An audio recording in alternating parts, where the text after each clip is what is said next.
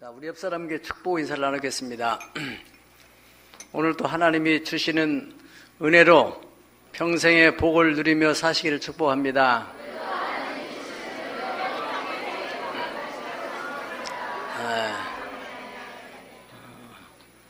오늘 또 이 화창한 가을에 당신같이 훌륭한 분하고 더불어 함께 예배 드리는 것이 내게는 큰 행복이요 영광입니다. 시작.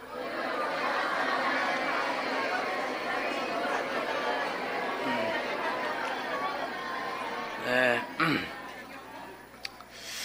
제가 한 40여 년 전에 이제 군대 생활을 하게 됐는데, 거기에 우리 광주에서 올라온 어느 후배 하나가 있어가지고 제가 군대에서 전도를 해서 그분이 예수를 믿고 제대해서 또 신학을 하고 이제 목사가 됐어요.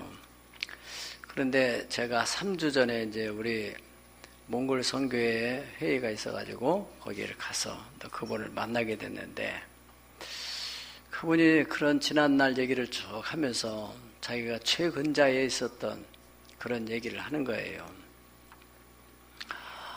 너무너무 이제 여러 가지 스트레스나 이런 과로 이런 것으로 인하여서 본인이 우울증이 찾아왔는데 막 죽고만 싶더라는 거예요.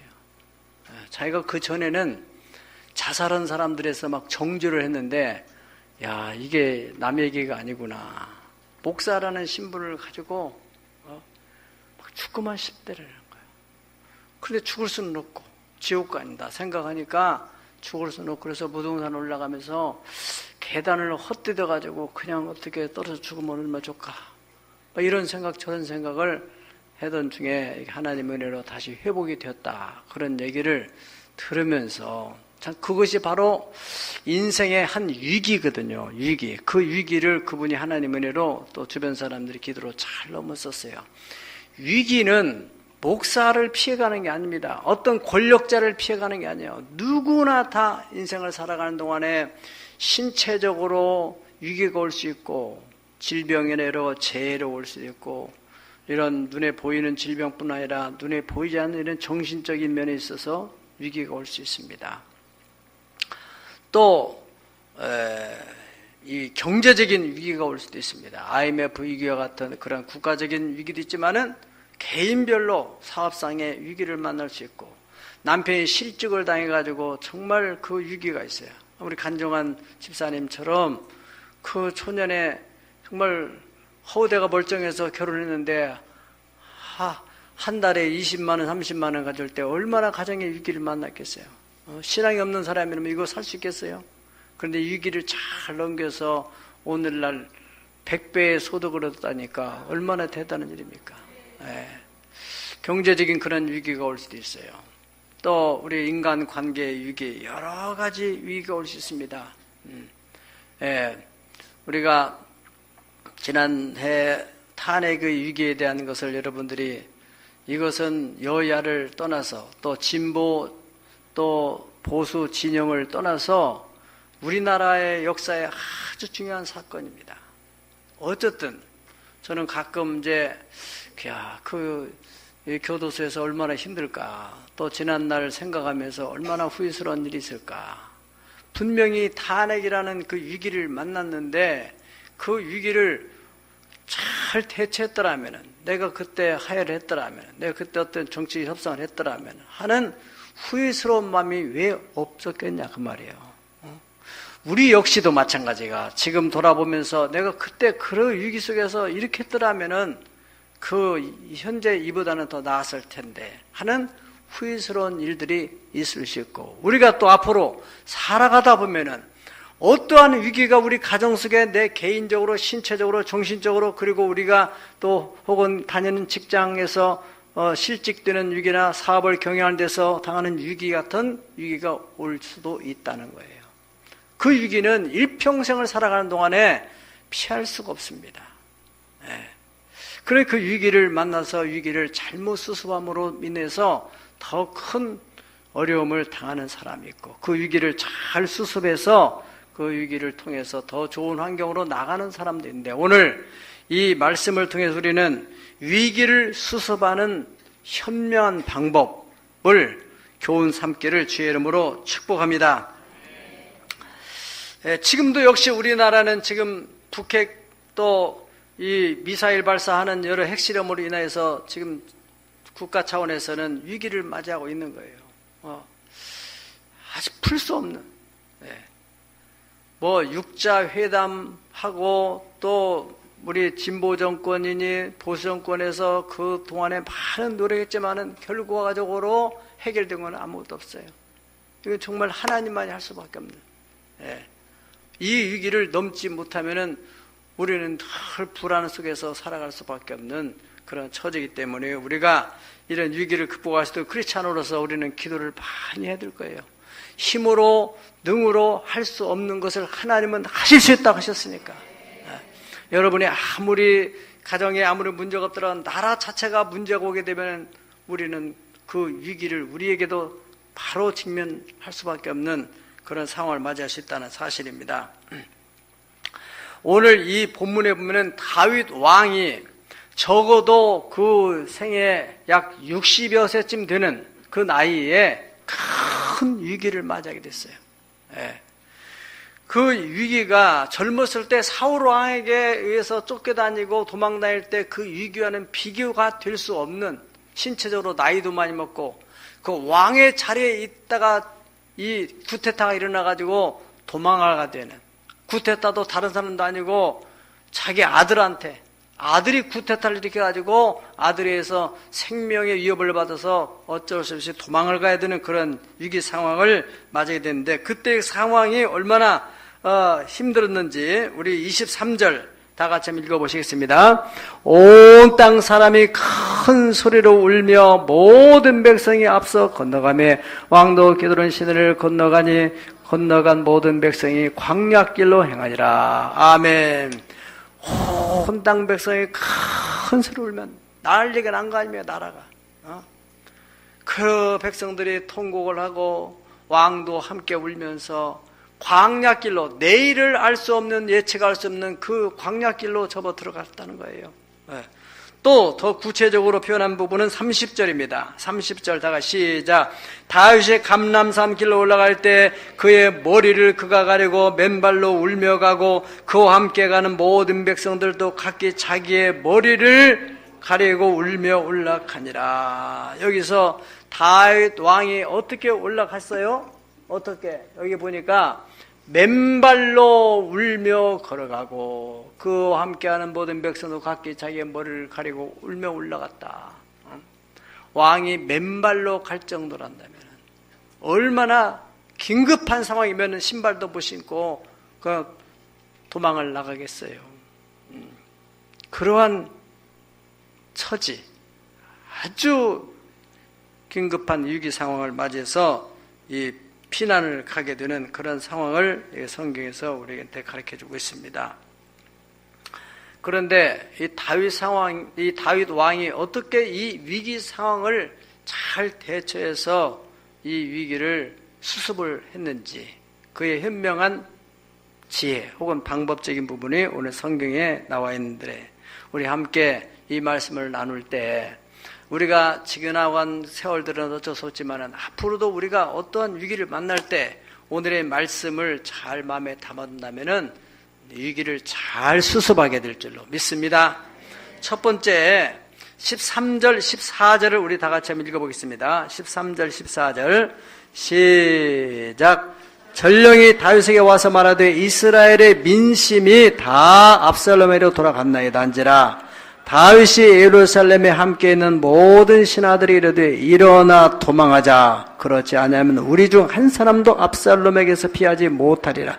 빨리 가자. 두렵건대 그가 우리를 급히 따라와 우리를 해하고 칼날로 성읍을 칠까 하노라. 아멘.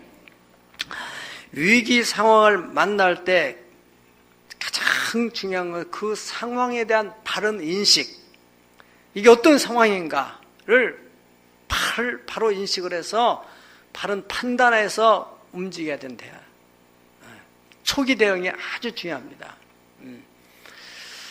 여러분, 이게 이제 그 다윗은 이 상황을 맞이해서 뭐 어전 회의를 열고 이걸 좀 어떻게 대처해야 되느냐, 막 전전긍긍하고 좌불안석이 돼가지고 불안해가지고 막 어찌할 줄 모르는 그런 마음이 아니고 바로 도망가야 된다. 그래 긴급하게 그냥 그 자기 대신들에게 명령을 해서 그 왕궁을 비고 다 도망을 가는 거예요. 또 우리 편에서는 지금 반란이 일어났으면은 지금 자기가 왕궁을 지키면서 자기 군대를 동원해가지고 이 군인들을 통해서 수습할 수 있을 텐데 다윗은 이때 대처를 그렇게 하지 않았다는 거예요. 일단은 도망을 가야 된다. 이렇게 판단을 한 것입니다. 이것이 지나고 보면은 잘 판단했기 때문에 다윗이 수습을 하게 됐다는 것이거든요. 왜 그랬을까 하는 것은 이제 우리가 이게 앞에 내용을 볼 것 같으면은 이 다윗의 아들 암논이라는 아들이 또 자기 배다른 또 동생을 또 성적으로 추행을 하고 그것 때문에 또 이 똑같은 배를 가지고 있는 압살롬이 그 얘기를 듣고서 너무너무 분개해가지고 이 암논이라는 자기 그 형제를 또 죽이게 됩니다. 이 죽이게 되는 이 사건으로 인해서 다윗이 너무너무 막 화가 나가지고 이 압살롬을 유배를 보냈어요. 약 5년 만에 압살롬이 돌아왔어요. 돌아왔는데 이 압살롬의 마음을 풀지 않고 거기에 이제 응어리가 져가지고 내가 이 아버지가 잘못 생각하고 있기 때문에 자기 너무 억울한 마음에서 그래서 내가 왕권을 뺏어야 되겠다. 그래서 이 4년 동안 이제 그 사람들이 백성들이 어려운 일로 인해서 재판으로 오면은 자기가 성문 앞에서 자기가 다 해결을 하는 거예요. 자기 아버지한테 가는 사람들을 갖다가 왕한테 가는 사람을 자기가 왕자니까 왕자의 신분으로 그 사람들의 말을 잘 들어주고 막 끌어안아주고 또 입을 맞춰주고 그러면서 저렇게 왕자가 내를 이렇게 사랑해 주는구나. 이래서 사람들의 마음을 도둑질했다고 성경에 나와요. 마음을 훔쳤다고. 그래서 그 사람들의 마음이 전부 이 압살롬한테 가는 거예요. 4년 동안 아주 치밀하게 그런 공작을 했어요. 그리고 4년이 지난 후에 이 다윗 왕한테 아버지 제가 헤브론에 가서 해야 될 일인데 하나님 앞에 서운한 일이 있어서 거기 좀 가야 되겠습니다. 그리고 가가지고 거기서 자기가 전국적으로 심어놓은 사람들을 통해서 딱 헤브론에서 나팔을 부는 거예요. 이 압살롬이 왕이 됐다 선포를 하니까 그 전국에서 막 일어나게 됐어요. 그런 민심이 전부 순식간에 압살롬한테 흘러간 것을 전령을 통해서 듣게 돼요. 13절 보니까 전령이 다윗에게 와서 이스라엘의 민심이 다 압살롬에로 돌아갔나이다. 그러니까 이 다윗은 무슨 일이야 이렇게 생각하지 않고 이놈이 4년 전부터 이렇게 해가지고 완전히 다 장을 했구나. 여기서 뭐 적당히 해서는 안 될 일이구나. 일단은 철수를 해야 된다. 도망가야 된다. 이렇게 판단을 한 것이라는 거예요. 우리가 이 골든타임, 어떤 위기가 왔을 때 그 골든타임을 놓치게 되면은 그 상황이 더 악한 상황으로 갈 수가 있게 되는 것입니다. 만약에 다윗이 여기서 머뭇머뭇했더라면 더 큰 위기를 만날 수도 있었을 텐데 다윗은 일단은 도망가야 된다. 어떻게 해서 다윗이 이렇게 바른 판단을 할 수 있을까? 이것은 다윗이 지금까지 어떤 그 살아온 경험을 통해서도 할 수 있지만은 무엇보다도 다윗은 경건한 삶을 살았던 사람이에요. 때문에 이 사람이 그러한 순간에 딱 바르게 판단한 거죠. 성경은 우리에게 말씀합니다. 그러므로 경건을 연습해라. 경건은 금생과 내생의 약속이 있느니라. 만약에 맨날 술이나 먹고 그냥 되는 대로 막 무질서하게 살게 되면은 위기 상황을 딱 직면하게 되면은 이거 어떻게 해야 될지 머리가 돌아가지 않아요. 그럼 위기를 떠나서라도 사업하는 사람이 갑작스러운 어떤 사업상의 어떤 거래를 해야 되고 여기에 대해서 계약을 해야 되고 할 때도 이게 순간적으로 머리가 돌아가고 상대보다도 더 나은 앞서는 머리를 가져야 유리한 계약을 할 수 있는데 이게 그냥 맨날 그냥 멍청하게 멍한 상태에서 살게 되면은 이 사람이 바른 판단을 했어요. 판단이 흐리게 지면은 계약은 겉으로 볼 때는 내가 유리한 계약을 했는 줄 알았는데 나중에 지나오다 보니까 뚜껑을 열어보니까 이게 불리한 계약을 하는 경우들이 많이 있는 거예요. 그러니까 참 대기업을 일으키고 살아가는 사람들이 그냥 멍청하게 사는 사람들이 아닙니다. 그냥 드는 대로 살아가는데 돈이 오는 게 아니에요. 그래서 우리 크리스찬들은 무엇보다도 기도 생활을 하고 경건한 삶을 살아야 돼요. 말씀을 상고하고 그럴 때 하나님께서 그때 상황을 만날 때마다 성령께서 순간적인 판단력을 주는 거예요. 아멘. 우리 신앙생활은 죽으면 천국 가는 그 정도가 아닙니다. 그건 기본이고 이 땅을 살아가는 동안의 삶에 있어서 여러 가지 상황들을 만날 때 예수를 안 믿고 되는 대로 무지하게 사는 사람보다는 늘 규모 있게 경건하게 살아가는 사람들이 반드시 다를 수밖에 없는 것이죠. 그렇지 않겠습니까? 네? 신체적인 유기도 마찬가지예요. 술 먹고 담배 먹고 되는 대로 무지하게 사는 사람들이 당연히 병 걸리죠. 그런데 예수 믿는 사람들이 절제하고 담배 술 안 먹고 신앙생활을 바르게 하게 되는데 그 사람이 이 신체적인 유기를 잘 만나겠어요? 마찬가지죠. 네. 그래서 우리는 맹목적으로 예수 믿는 거에 대해서 그렇게 그냥 저거 아무 별것도 없고 무식하고 어리석은 사람들이 믿는 거라 생각하면 큰 오산이에요. 네. 네. 자, 그래서 우리가 위기를 만날 때 초기 대응을 바른 판단을 해야 된다. 또 판단도 신속하게 해야 되는 일들이 많이 있어요.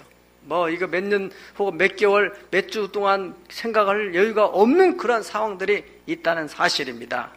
두 번째로 25절, 26절을 우리 읽어보겠습니다. 시작. 왕이 사독에게 이르되 보라, 하나님의 궤를 성읍으로 도로 메어가라. 만일 내가 여호와 앞에서 은혜를 입으면 도로 나를 인도하사 내게 그 궤를 계신 대로 보이시리라. 그러나 그가 이와 같이 말씀하시기를 내가 너를 기뻐하지 아니하시면 종이 여기 있사오니 선 여기시는 대로 내게 행하시옵소서 하리라. 아멘. 이 상황은 무슨 상황이냐면은 이제 다윗이 피난을 가니까 제사장들이 하나님의 법궤를 메고 왔어요. 같이 가야 되니까.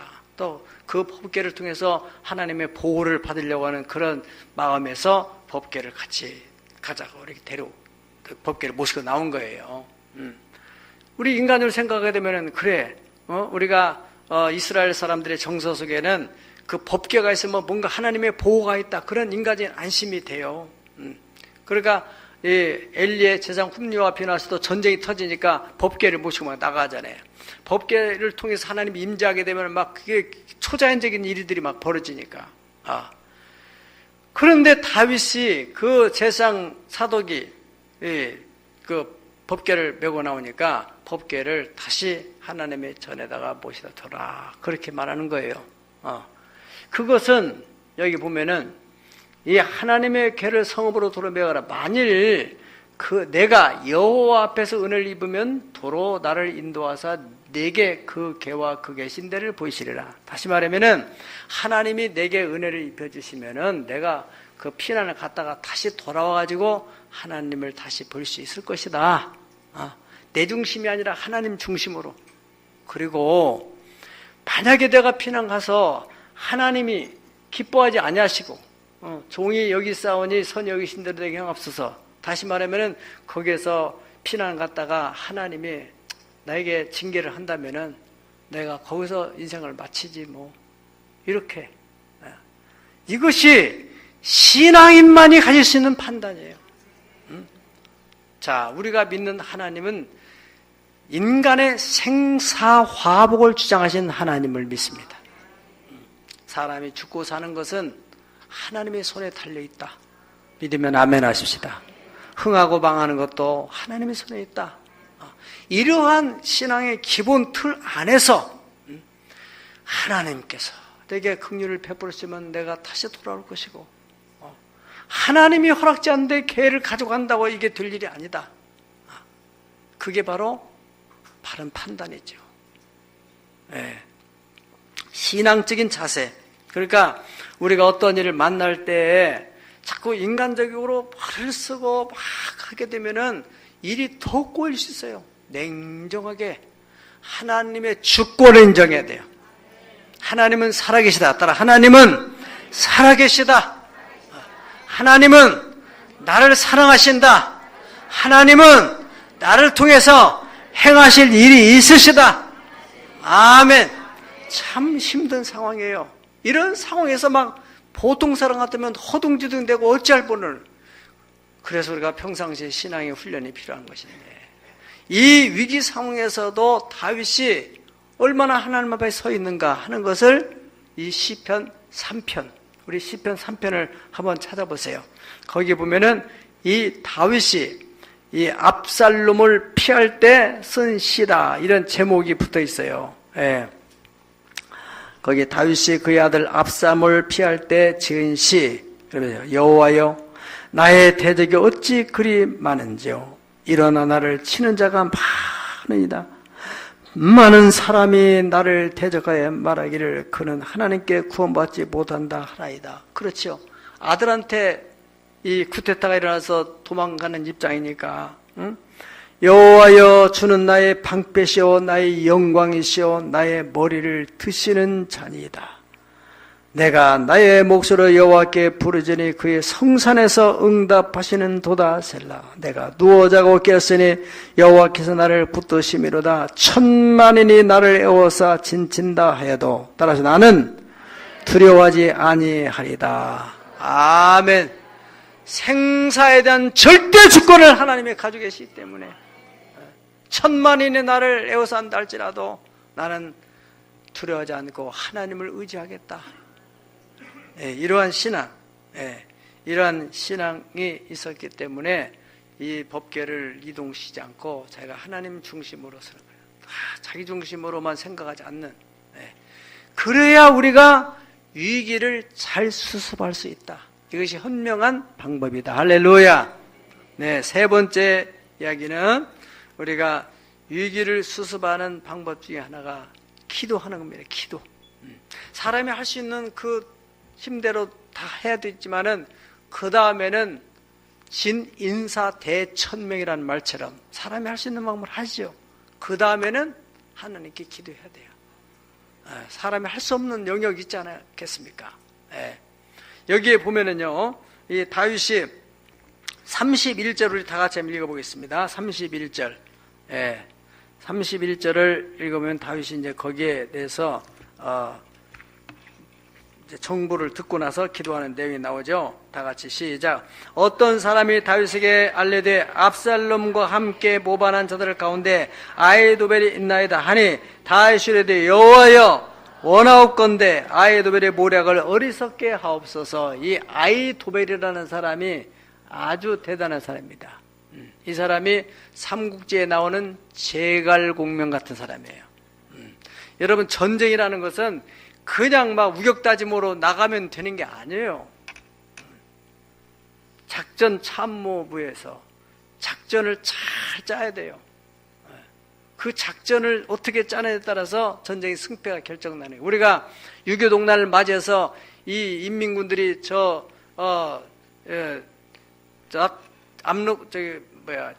낙동강까지 밀고 내려왔을 때 어떻게 할 대책이 없을 때 저 동경에서 그 메가더 장군이 이제 그게 태평양 사령부가 있었잖아요. 그분이 하나님을 잘 섬기는 사람이에요. 기도해가지고 작전을 짠 것이 뭐냐면은 이거는 밑에서 쳐 올라가는 건 불가능하다. 그래서 인천 상륙작전에 대한 계획을 세운 겁니다. 그것이 잘 성공을 했기 때문에 9월 28일 날 서울을 수복해서 거기서 뭐 이제 이 허리가 끊어지니까 보급로가 차단되고 하니까 인민군들이 막 그냥 어찌할지 모르고 그래가지고 계속해서 밀고 들어갔던 것입니다. 우리가 사업을 하는데도 마찬가지예요. 그냥 자기 의욕만 가지고 되는 것이 아니라 잘 전략을 짜야 되는데, 지금 이 아히도벨이라는 사람이 어떤 사람이냐면은 이 사람이 어떤 딱 전략을 짜는 것은 꼭 하나님에게 꼭 받아가지고 하는 사람처럼 그렇게 16장 23절 우리 한번 읽어보실까요? 16장 23절. 그때 시작. 그때 아히도벨이 베푸는 계략은 사람이 하나님께 물어서 받은 말씀과 같은 것이라. 아히도벨의 모든 계략은 다윗에게나 압살롬에게나 그와 같이 했더라. 아멘. 압살롬도 다윗도 저 사람이 하는 말을 그냥 하나님께 딱 받아가지고 하는, 신통한 저 사람의 저 전략대로만 하면은 바로 승리로 이어지는. 예. 여러분들이 뭐 투자자들도 뭐 투자의 규제 뭐 이런 사람 있잖아요. 예. 예. 미국의 워렌 버핏 같은 사람 투자의 규제라고 하니까 그 사람 완전 신통하게 하니까 그 사람하고 밥 한 그릇 먹으려고 수천만 원, 수억을 들여서 줄 서서 있는 거 아니겠어요? 그와 같이 이 아히도벨이라는 사람이 그런 사람이에요. 예. 그런데 이 사람이 변심이 돼가지고 압살롬에게 붙었다 이거예요. 그러니 다윗 입장에서는 이거는 어떻게 해요? 자기로서는 이건 어찌할 바를 모르게 되는 그 문제에 대해서 하나님 앞에 기도하는 거 아닙니까? 하나님이요, 아히도벨의 그 계략이 다 무산되도록 어리석게 만들어 주세요. 하나님이 그렇게 하셔야만 됩니다. 아멘. 예. 마찬가지입니다. 우리가 어떤 상대가 있습니다. 근데 그 사람을 당해낼 길이 없습니다. 기도해야죠. 하나님, 그 사람 못 오게 해주세요. 잠자다가 무슨 일이 벌어지게 해주세요. 그래서 그 사람이 가지고 있는 그 지혜를 짜내지 못하도록 하나님 앞에 다윗이 그렇게 기도를 했어요. 그런 기도를 하나님이 들으시고 17장 14절에 보면은 이렇게 납니다. 읽어보시겠습니다. 압살롬과 온 이스라엘 사람들이 이르되 아렉 사람 후세의 계략은 아히도벨의 계략보다 낫다 하니 이는 여호와께서 압살롬에게 화를 내리려 하사 아히도벨의 좋은 계략을 물리치려고 명령하셨습니다. 아멘. 그래서 이 아히도벨이라는 사람이 잘 전략을 짰는데 그 전략에 대해서 이 후세라는 사람을 다윗이 또 심어놨어요. 그래서 후세라는 사람이 또 다른 전략을 내세우고 이래가지고 아히도벨의 전략이 무산되는. 그래 아히도벨이 또 그래도 이 어떤 전략을 내세웠냐면 아히도벨이 다윗이 지금 도망을 갔는데 그 일행이 도망갔는데 오늘 이 밤에 내게 12,000명을 주면은 내가 바로 기습 공격을 해가지고 다윗을 처치하겠습니다. 그리고 백성들의 마음을 돌리겠습니다. 그러한 전략을 내놓았어요. 압살롬에게. 그러니까 하나님이 이 다윗에게 또 그런 지혜를 줘가지고 다윗에게 후세라는 사람이 이제 그 압살롬의 버금가는 그런 전략가예요. 그래서 이 후세라는 사람을 다윗이 자기를 따라오니까 너는 나를 따라오지 말아라. 따라오지 말고 압살롬에게로 돌아가라. 돌아서 위장 전입하듯이 압살롬한테 가서 나는 과거에는 당신의 아버지 다윗 왕을 따랐지만은 이제는 당신을 따르겠습니다. 그래가지고 이 아히도벨이 전략을 딱 내놓을 때 이 전략을 또 이렇게 내놓는 거예요. 그래서 혼란이 막 생기게 돼요. 그래서 여기 보면은 17장에 보면은 하나님이 바로 그렇게 하게 하셨다. 그렇게 나와요. 어떻게 해서? 다윗이 기도한 거예요. 다윗이.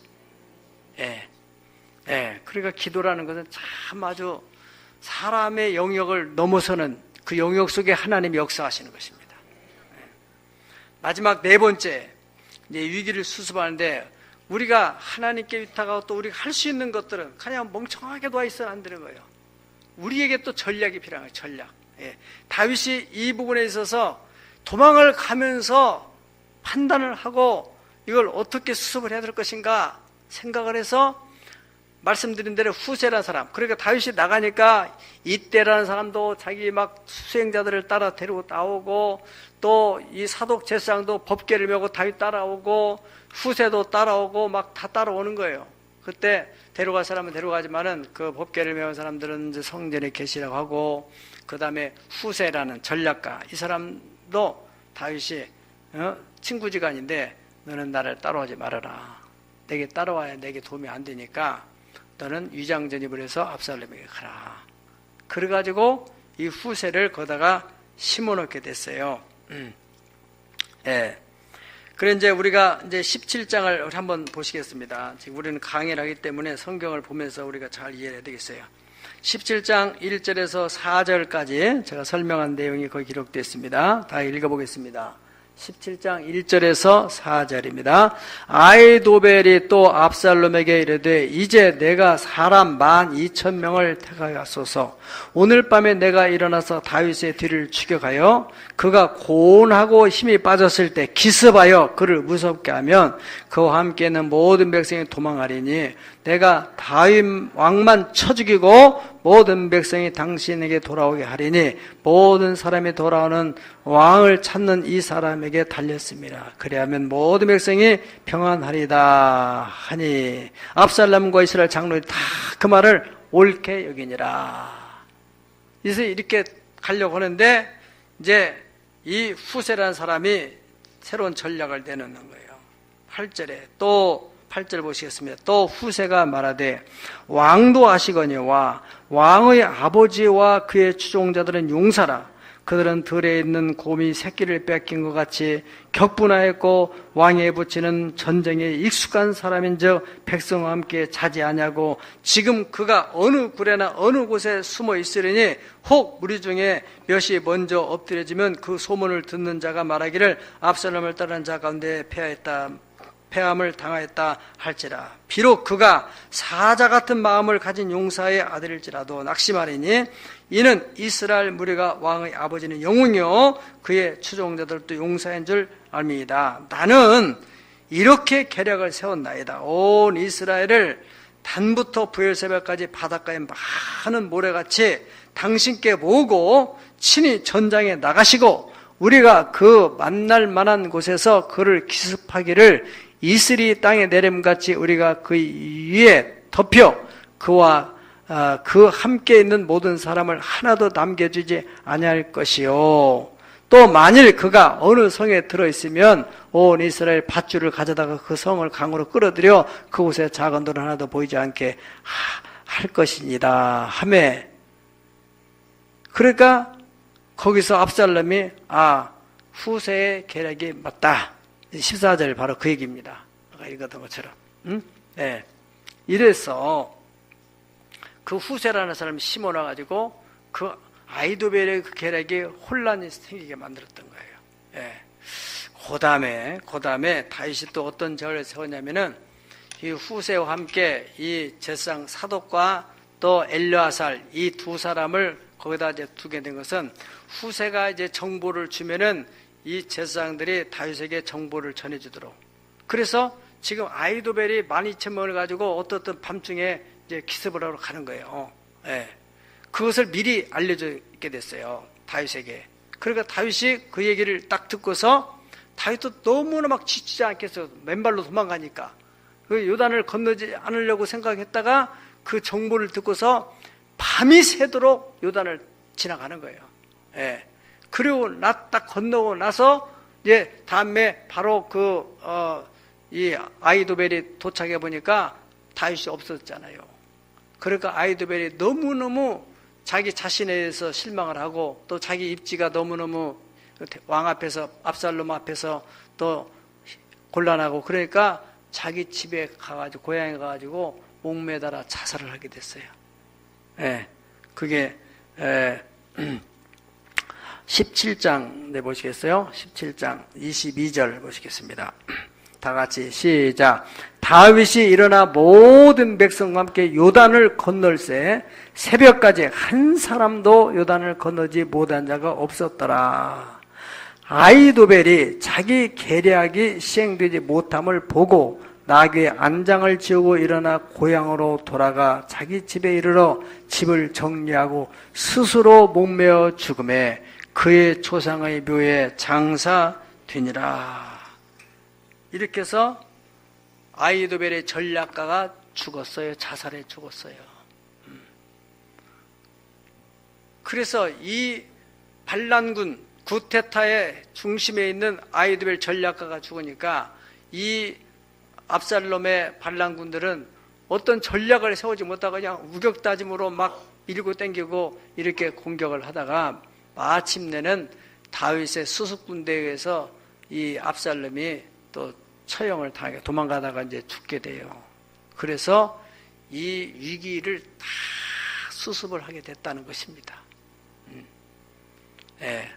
우리가 이 성경을 통해서 잘 생각해 볼 것은, 우리가 참 이 나라든지 혹은 회사든지 혹은 개인이든지 다 위기는 온다 이거예요. 우리 이번에 이제 탄핵 사태를 좀 얘기한다면은, 우리가 무슨 여야를 떠나서 교훈을 얻는 거예요, 교훈을. 옛날에 자유당 말기에 이승만 대통령도 그 위기가 왔잖아요.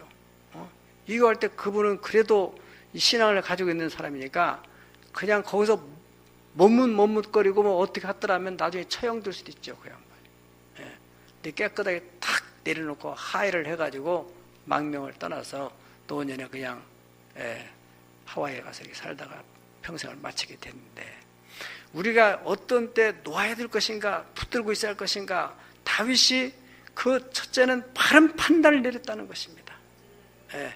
이거는 여기서 머뭇머뭇하고 이 성을 중심으로 해서 방어를 하고 할 일이 아니라 이건 도망을 가야 된다.